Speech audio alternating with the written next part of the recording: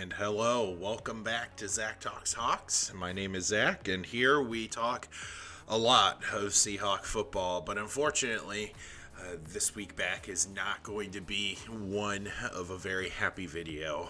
Seattle is going to get the win the last week of the regular season, but unfortunately, the Green Bay Packers won, which means the Seahawks are done. They have finished their season this year at another 9-8 record, and a lot of questions are met with this team moving into the offseason. You can see the rundown over here, and my hope is that we can talk a little bit about Seahawks football and kind of give you a bit of perspective of where we're going to be headed next on the channel in terms of content. Got a lot of Seahawks sort of debrief stuff on the horizon for you. My goal is to do this once a week, so we can get a couple weeks going here with some forward momentum. Got my camera fixed. I thought the camera that I currently use, if you take a look at my old videos, was locked into a smaller ratio. I figured that out, so very grateful that we have better picture quality for this week's video. Taking a look up here for your recap for this game against the Cardinals, man, and it was tough. It was a tough one to watch. Frustrating, kind of all those things that we've been complaining about all season with this team. A lack of identity, a lack of discipline, and ultimately trying to figure out who we are. And it showed. I mean, it showed as a team that has a failure to put away teams in terms of you walk into a contest against a 4-11 club, you should throttle them. And Seattle just didn't do that. You go toe-to-toe with Pittsburgh, and Pittsburgh's on a third-string quarterback. You should throttle them, right? And they just don't. They let teams hang around, and ultimately you kind of rely on the heroics of Geno Smith, which we'll get into quarterback conversations here in a little bit. But I have a very unique perspective on Geno that I think not a lot of fans do. So I'm excited to talk through with you everything regarding Week 18. So let's take a look here at the rundown in terms of what we got going on here. Let's go over the recap.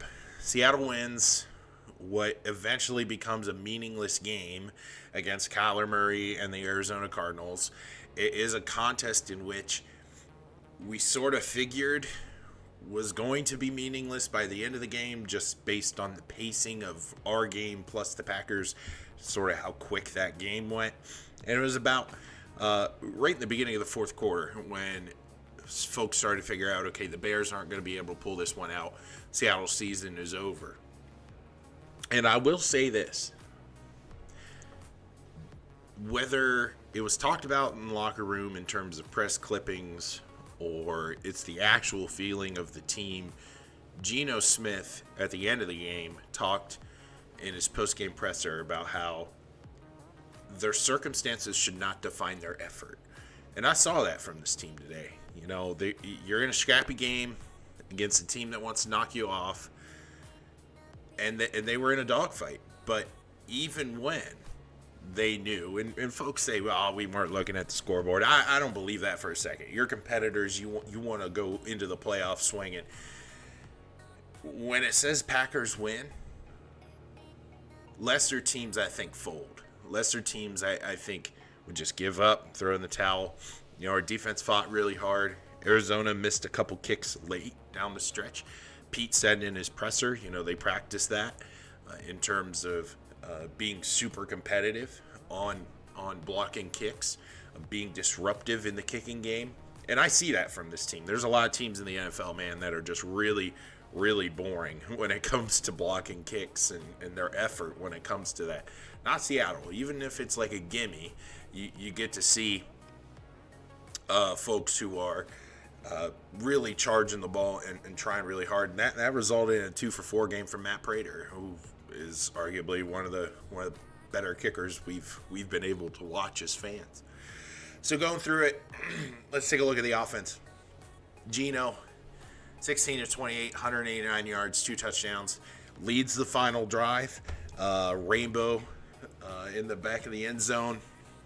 Very familiar story. Geno is his 5th comeback of fourth quarter comeback drive of the season.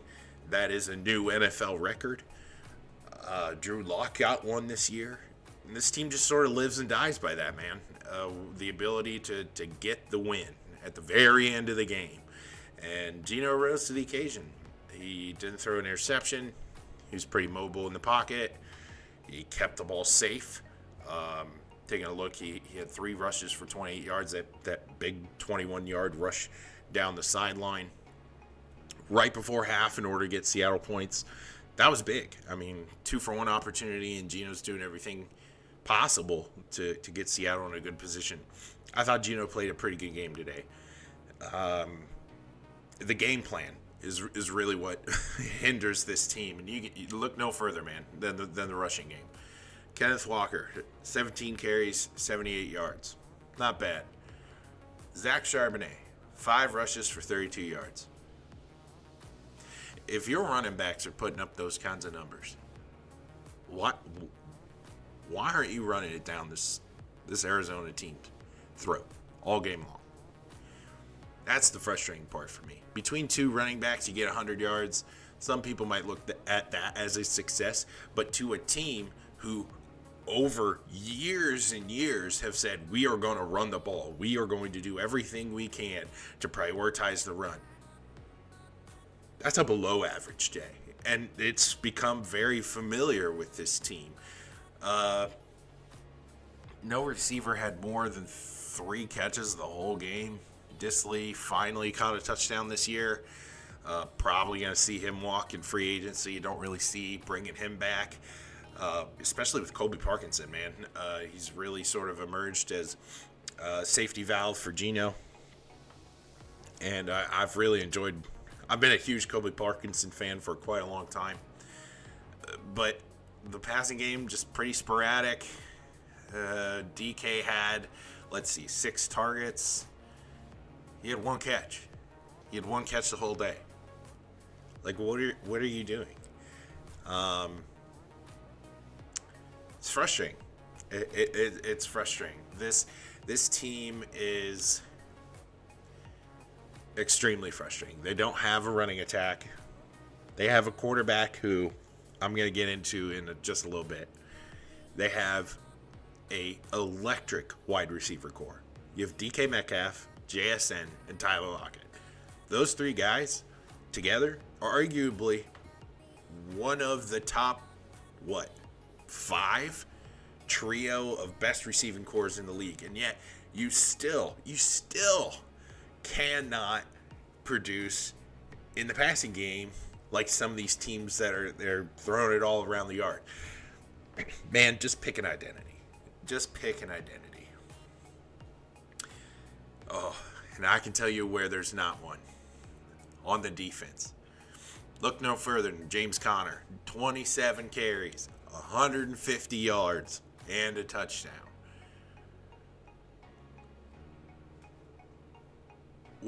What's going on? This is a Pete Carroll team, right? This is a Seahawk grit and grind team. I didn't see any of that this year. And it showed in a game where we played against a 4-11 Arizona club. What's going on? There's no identity on the defensive front. You know what? We traded at one point this year for a talent named Leonard Williams. And he was supposed to be the end-all, cure-all for our run defense.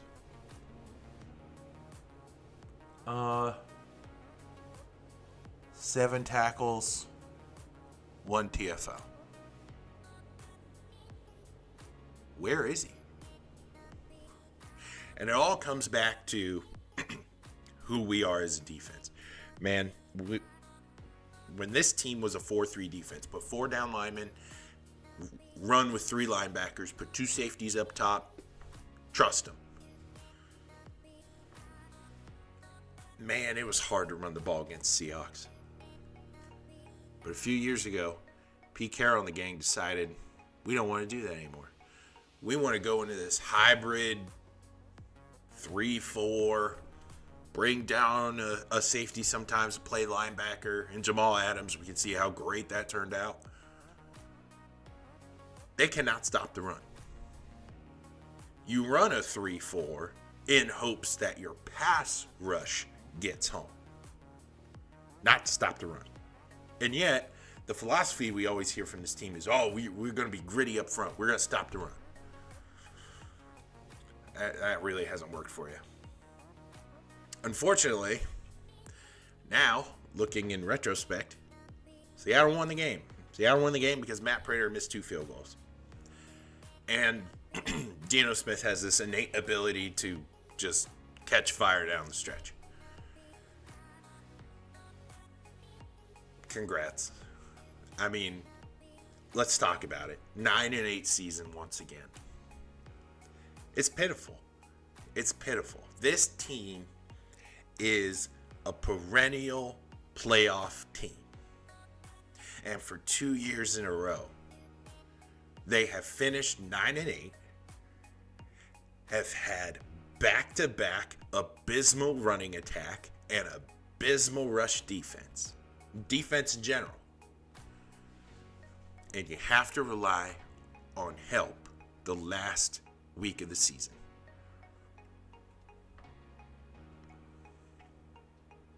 Man, we're getting there. We're getting to a very dangerous place, and that's called football limbo, where you're not quite good enough to make it through the playoffs, and you're not quite bad enough to improve your draft stock. 2 years in a row. And it very well could have been back-to-back years if Detroit didn't pull off the miracle it did last year against Green Bay of missing playoffs entirely. Listen, my expectation for this team going into the season was a playoff berth and the opportunity to win a playoff game. My ceiling for this team was to win a playoff game and not get blown out in the second round. I mean, that's pretty doable, right? You don't play against the 49ers in the second round, you're probably not going to get blown out. And Seattle had their opportunity to punch their ticket into the playoffs and to play against teams that they matched up well against. Detroit, Dallas, Philly. They squandered all of it in the last 2 weeks of the season.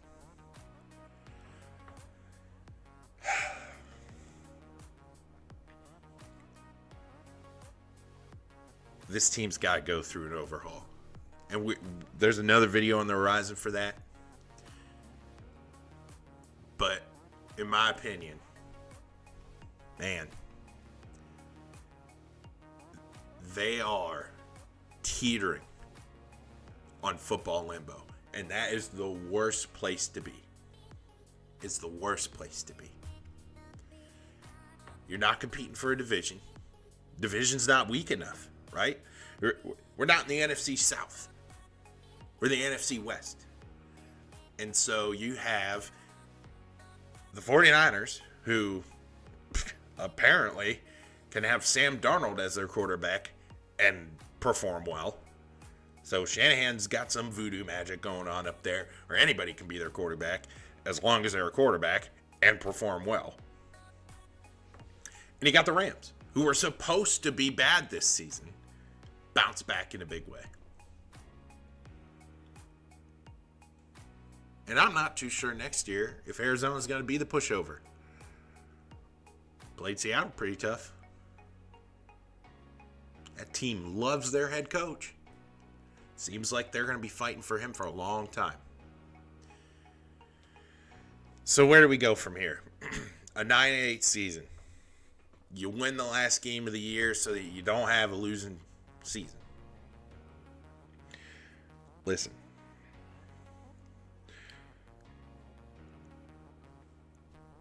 there are two fronts that need to be addressed on this team moving forward. And again, there's going to be an in-depth video on where I think position changes need to be made and where do we go from here. But two fronts need to change.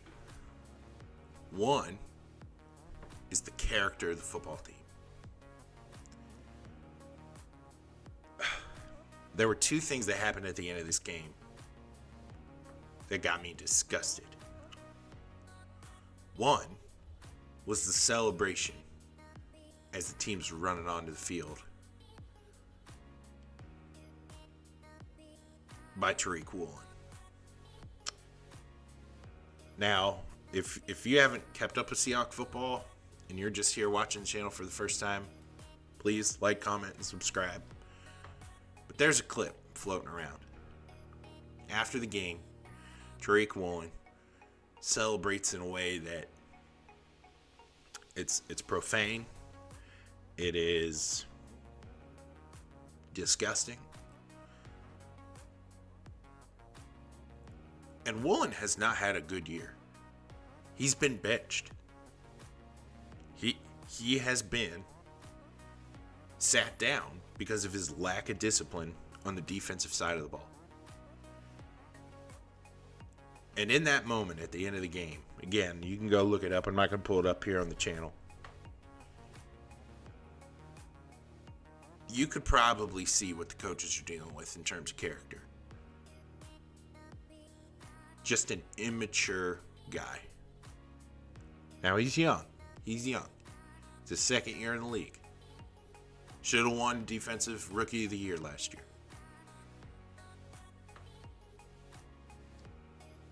But you won a meaningless game.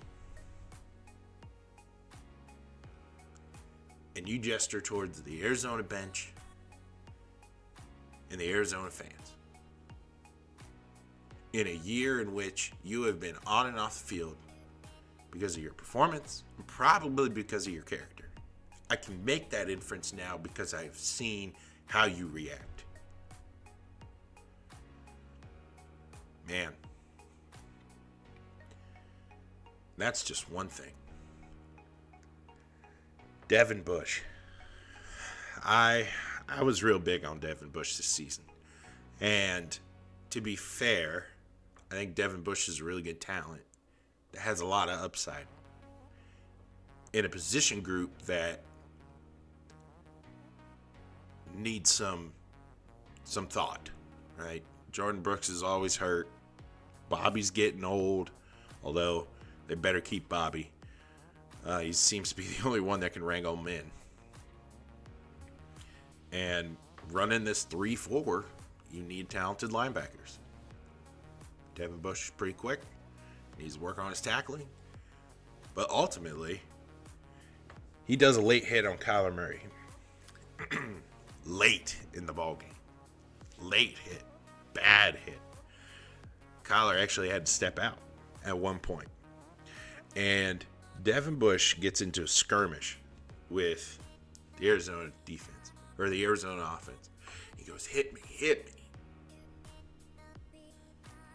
What are we doing?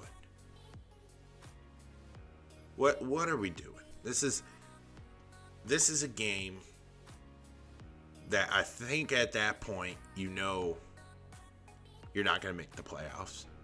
So maybe there's that. But you're clearly in the wrong.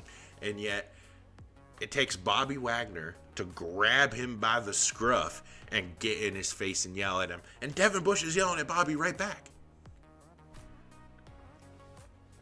It's unfortunate.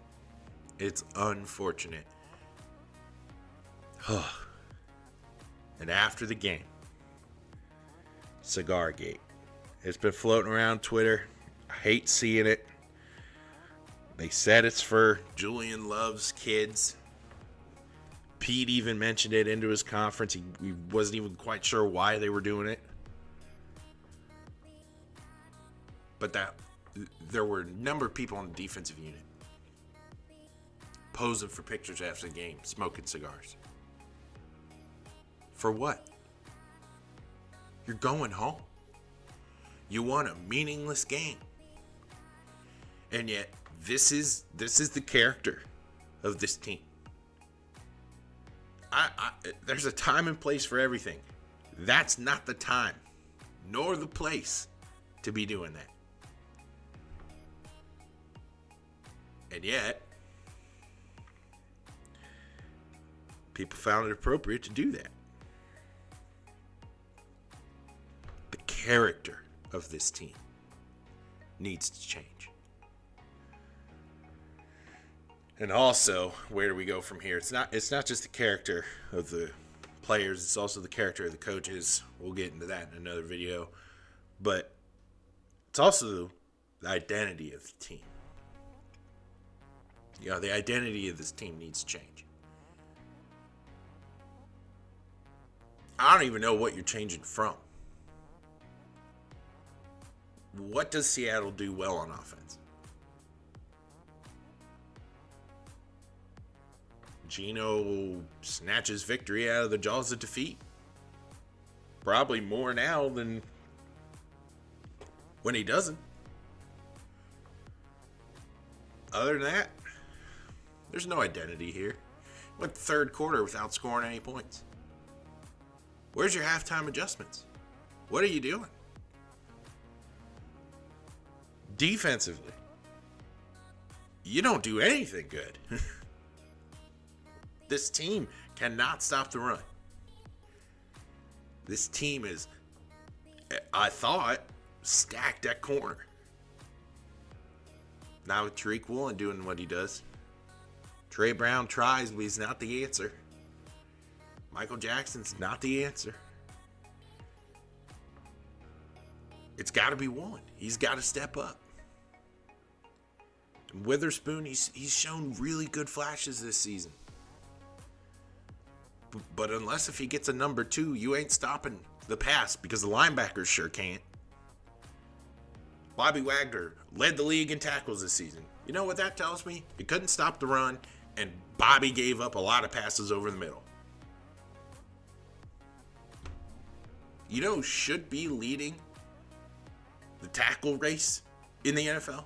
A defensive lineman. You're closest to the action.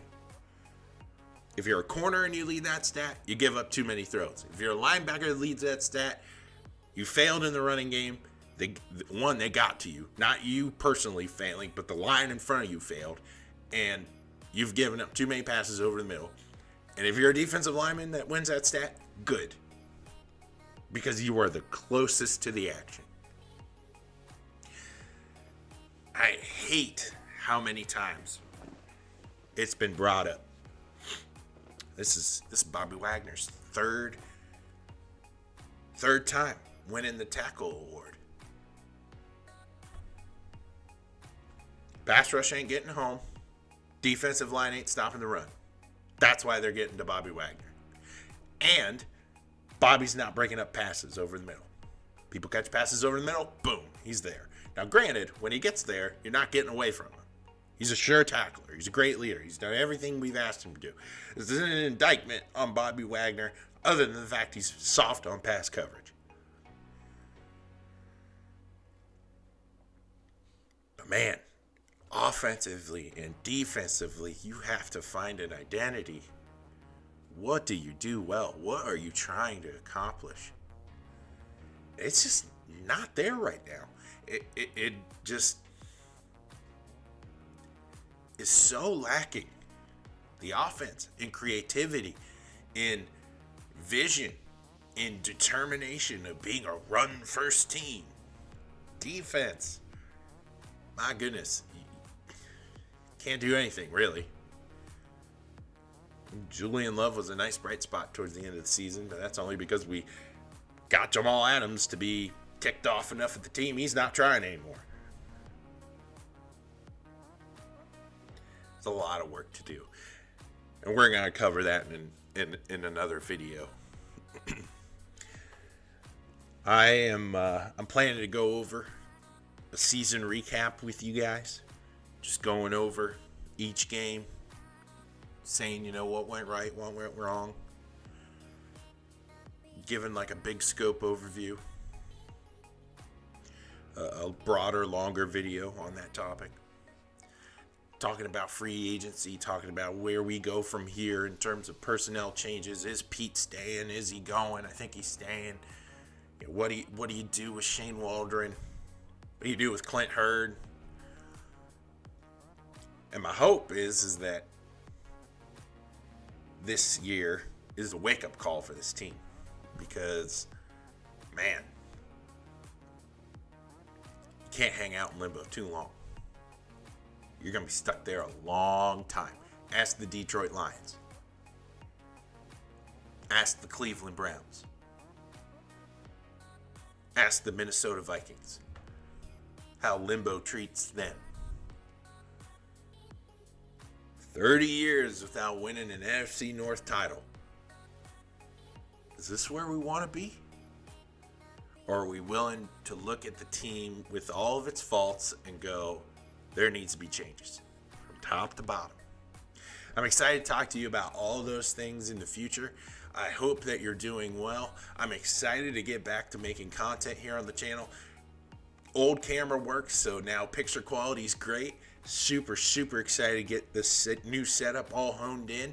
And hopefully, I'll be talking to you again this time next week about where we go from here as Seahawks fans and where our hopes should be as an organization moving forward together. Super excited to get the ball rolling with you this offseason. Seahawks talk. We got some, hopefully, Madden 12 content coming back. That's our tradition in the offseason. Want to bring that back for you guys. Some Seattle Viper content. And I just cannot wait to have the opportunity to share with you my thoughts about this team and my hopes, my dreams for this team moving forward. So whether you be near or far, just keep talking Hawks. And my name is Zach, and I cannot wait for an opportunity to talk Hawks with you again real soon. Take care, everybody.